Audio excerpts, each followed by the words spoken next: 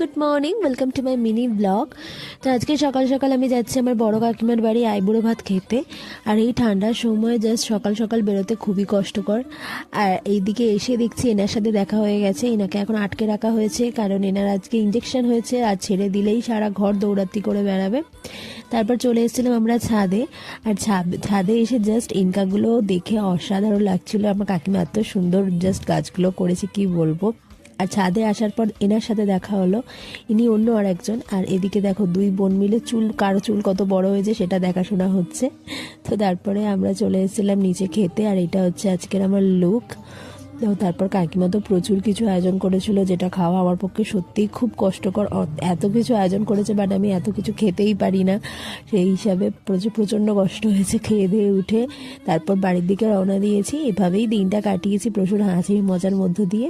তো দেখা হচ্ছে পরের ভিডিওতে। আজকের মতো টাটা।